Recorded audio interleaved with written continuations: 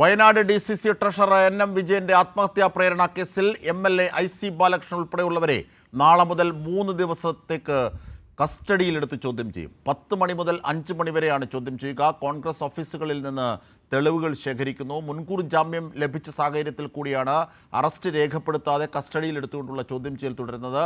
ഈ 10 മണി മുതൽ 5 മണി വരെ എന്ന ചോദ്യം ചെയ്യലും ഈ മുൻകൂർ ജാമ്യ വ്യവസ്ഥയും ഒക്കെയായി ബന്ധപ്പെട്ട് തന്നെയാണ്. അപ്പോൾ മുൻകൂർ ജാമ്യ വ്യവസ്ഥയെ അനുസരിച്ചുകൊണ്ട് ചോദ്യം ചെയ്യൽ നടക്കും. അതായത് മുൻകൂർ ജാമ്യം എന്നത് അന്വേഷണത്തെ തടസ്സപ്പെടുത്താനുള്ള ഉപാധിയല്ല എന്ന കാര്യം കൂടി ഈ അർത്ഥത്തിൽ വെളിവാകുകയാണ്. മാത്രമല്ല, കോൺഗ്രസ് ഓഫീസുകൾ കേന്ദ്രീകരിച്ച് തെളിവുകൾ ശേഖരിക്കുന്നതിലേക്ക് പോകും. കാരണം കോൺഗ്രസ് ഓഫീസുകളുമായി ബന്ധപ്പെട്ടാണ് കുടുക്ക് NM വിജയന് മേൽ ഉണ്ടായത്, സാമ്പത്തിക ബാധ്യത ഉണ്ടായത്. ഇതൊക്കെ പരിഗണിച്ചാണ് അത്തരത്തിൽ തെളിവുകൾ എടുക്കുക. ഇതിൻ്റെ സമഗ്ര വിവരങ്ങളുമായി ഞങ്ങളുടെ പ്രതിനിധി അനൂപ് KR ചേരുന്നു. അനൂപ്, കൈരളി ന്യൂസാണ് ഈ വിവരങ്ങൾ പുറത്തെത്തിച്ചത്. ആദ്യഘട്ടത്തിൽ പല വിധത്തിലുള്ള ഒഴിവുകഴിവുകൾ നടത്തുന്നു. NM വിജയനെ ആക്ഷേപിച്ചുകൊണ്ട് IC ബാലകൃഷ്ണന് വേണ്ടി പരസ്യമായി രാഷ്ട്രീയ വിശദീകരണ യോഗങ്ങൾ നടത്തുന്നു. അതിനൊക്കെ ശേഷമാണ് ഒടുവിൽ നിരപരാധിത്വം തെളിയിക്കാൻ നിർബന്ധിതമാകുന്ന സാഹചര്യത്തിൽ IC ബാലകൃഷ്ണൻ MLA ഒളിവിലടക്കം പോകുന്നൊരു സാഹചര്യം ഉണ്ടായത്. പിന്നീട് നിയമസഭയിലെത്തുന്നു. ഇപ്പോൾ മുൻകൂർ ജാമ്യത്തിൻ്റെ അടിസ്ഥാനത്തിലാണ് കാര്യങ്ങൾ എത്തി നിൽക്കുന്നത്. പക്ഷേ അന്വേഷണത്തിൻ്റെ ഇപ്പോഴത്തെ ദിശകൾ എന്തൊക്കെയാണ് അനൂപ്? പ്രധാനമായും കഴിഞ്ഞ ദിവസം ജാമ്യം അനുവദിച്ചുകൊണ്ട് NM വിജയന്റെ ഭരണത്തിൽ കുറ്റം ചുമത്തപ്പെട്ട IC ബാലകൃഷ്ണൻ, അതോടൊപ്പം തന്നെ ND അപ്പച്ചൻ, KK ഗോപിനാഥൻ എന്നിവരോട് ഒരു സമയബന്ധിത കസ്റ്റഡിക്ക് ചോദ്യം ചെയ്യലിന് ഹാജരാവണം, കസ്റ്റഡിയിൽ ചോദ്യം ചെയ്യലിന് ഹാജരാവണം എന്നൊരു പ്രധാനപ്പെട്ട നിർദ്ദേശം കോടതിയുടെ ഭാഗത്തുനിന്നുണ്ടായിരുന്നു. ഏതായാലും അതുമായി ബന്ധപ്പെട്ട് ഇനി അടുത്ത ദിവസങ്ങളിൽ, അതായത് നാളെ തിങ്കളാഴ്ച മുതൽ വരുന്ന 3 ദിവസങ്ങളിൽ ഈ കുറ്റാരോപിതർ അന്വേഷണ സംഘത്തിന് മുൻപാകെ ഹാജരാകണം. അതിൽ MLA അല്ലെങ്കിൽ നിയമസഭാ അംഗം എന്നൊരു നിലയ്ക്ക് IC ബാലകൃഷ്ണന്റെ ഇളവ് കോടതി നൽകിയിട്ടുണ്ട്. എന്നാൽ തിങ്കൾ മുതൽ ശനി വരെയുള്ള ദിവസങ്ങളിൽ 3 ദിവസം നിർബന്ധമായും അന്വേഷണ ഉദ്യോഗസ്ഥന് മുന്നിൽ IC ബാലകൃഷ്ണൻ ഹാജരാവണം. അതിൽ 3 ദിവസം തുടർച്ചയായും എന്ന് മാത്രമല്ല, രാവിലെ 10 മണി മുതൽ 5 മണി വരെ ഈ അന്വേഷണ ഉദ്യോഗസ്ഥന് മുൻപാകെ ചോദ്യം ചെയ്യലിന് ഉണ്ടാവണം എന്നുള്ളതാണ്. യഥാർത്ഥത്തിൽ അതൊരു സമയബന്ധിത കസ്റ്റഡി തന്നെയാണ്.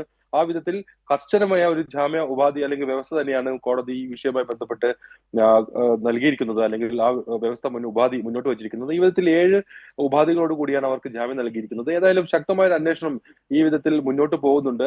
വിജിലൻസിന്റെയും അതോടൊപ്പം തന്നെ പോലീസിന്റെയും എല്ലാം. പോലീസ് ഈ കേസ് കഴിഞ്ഞ ബുധനാഴ്ച ക്രൈംബ്രാഞ്ചിനെ കൈമാറിയിരുന്നു. അതുകൊണ്ട് ക്രൈംബ്രാഞ്ചിന്റെ അന്വേഷണ സംഘമായിരിക്കും ഇനി ഈ കേസുമായി ബന്ധപ്പെട്ടുള്ള തുടർ നടപടികൾ സ്വീകരിക്കുക. ക്രൈംബ്രാഞ്ച് പ്രത്യേക അന്വേഷണ സംഘത്തിൽ തന്നെ ഒരുപക്ഷെ ഇന്ന് പ്രഖ്യാപിച്ചേക്കാൻ ഇടയുണ്ട്, അല്ലെങ്കിൽ ഇന്നോ നാളെയോ ആയി അത്തരത്തിലൊരു തീരുമാനം ഉണ്ടാകും. ജില്ലാ ക്രൈംബ്രാഞ്ച് യൂണിറ്റ് ആണോ സ്റ്റേറ്റ് ക്രൈംബ്രാഞ്ച് ആണോ ഇത് അന്വേഷിക്കുക എന്നുള്ള കാര്യത്തിൽ ഇന്നോ നാളെയോ കൂടി ഒരു അന്തിമ തീരുമാനമുണ്ടാകും. ഏതായാലും അവരാണ് ഇനി മുന്നോട്ട് ഈ കേസുമായി ബന്ധപ്പെട്ടുള്ള നടപടികൾ മുന്നോട്ട് കൊണ്ടുപോകുക. ക്രൈംബ്രാഞ്ച് അന്വേഷണം സംസ്ഥാന സർക്കാർ ബാലകൃഷ്ണൻ MLA മറ്റു 3 പേരെ ND അപ്പച്ചൻ അടക്കമുള്ളവരെയും ഈ 10 മണി മുതൽ 5 മണി വരെ കസ്റ്റഡിയിൽ വാങ്ങി തന്നെയാണോ ചോദ്യം ചെയ്തത്, അതോ ബാലകൃഷ്ണൻ MLA മാത്രമാണോ?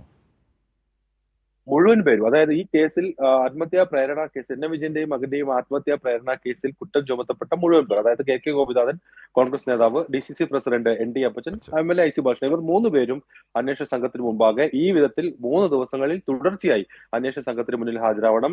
ND അപ്പച്ചനും KK ഗോപിനാഥനും നാളെ മുതൽ ബുധൻ വരെ അന്വേഷണ സംഘത്തിന് മുന്നിൽ മുഴുവൻ സമയവും ഹാജരാവണം. ഈ MLA എന്ന നിലയിൽ ഒരു പരിഗണന IC ബാലകൃഷ്ണന് മാത്രമാണ് നൽകിയിട്ടുള്ളത്. IC ബാലകൃഷ്ണൻ ശനി വരെയുള്ള ദിവസങ്ങളിൽ നിയമസഭ പശ്ചാത്തലത്തിൽ ശനി വരെയുള്ള ദിവസങ്ങളിൽ തുടർച്ചയായി ഏതെങ്കിലും ഒരു 3 ദിവസം അത് ഇന്ന് IC ബാലകൃഷ്ണൻ അന്വേഷണ സംഘത്തെ അറിയിക്കണം. അതാണ് കോടതിയുടെ വ്യവസ്ഥ. ഏതായാലും അതിനനുസൃതമായിട്ടുള്ള കാര്യങ്ങൾ മുന്നോട്ട് പോകുന്നത് ഇതുമായി ബന്ധപ്പെട്ടുള്ള പ്രത്യേക അന്വേഷണ സംഘത്തിൽ നിന്ന് ക്രൈംബ്രാഞ്ചിലേക്കാണ് ഈ അന്വേഷണം കൈമാറിയിട്ടുള്ളത്. വിജിലൻസിനും ഇവരുടെ മൊഴികൾ ശേഖരിക്കേണ്ടത് അനിവാര്യമായ ഘട്ടമാണ് ഇപ്പോഴുള്ളത്. വിജിലൻസ് കഴിഞ്ഞ ദിവസം തന്നെ വിവിധ ആളുകളുടെ എല്ലാം മൊഴിയെടുക്കൽ പൂർത്തീകരിച്ചിരുന്നു. പ്രധാനപ്പെട്ട മൊഴികളെല്ലാം രേഖപ്പെടുത്തിയിരുന്നു. അതിന്റെ അടിസ്ഥാനത്തിൽ വിജിലൻസിന് മൊഴികൾ ശേഖരിക്കാനുള്ളത് ഈ പ്രധാനപ്പെട്ട 3 പേരിലാണ്. ആ വിധത്തിൽ വിജിലൻസും ഇവരെ ചോദ്യം ചെയ്യാനുള്ള ഒരു സാധ്യത ഈ ആഴ്ച തന്നെ ഉണ്ടാവും എന്നുള്ളതാണ്. ഏതായാലും പ്രത്യക്ഷത്തിൽ ഈ മുൻകൂർ ജാമ്യം ലഭിച്ചെങ്കിലും ഈ സമയബന്ധിത കസ്റ്റഡി എന്നതിലൂടെ പ്രോസിക്യൂഷൻ ആവശ്യം കോടതി ഒരു പരിധിവരെ അംഗീകരിക്കുകയാണ് ചെയ്തത്. ആ 3 ദിവസങ്ങൾ തുടർച്ചയായിട്ടുള്ള അന്വേഷണ സംഘത്തിന് മുന്നിൽ കസ്റ്റഡിയിൽ തന്നെ ഇവരെ ചോദ്യം ചെയ്യാനാണ് കോടതി നിർദ്ദേശിച്ചിരിക്കുന്നത്.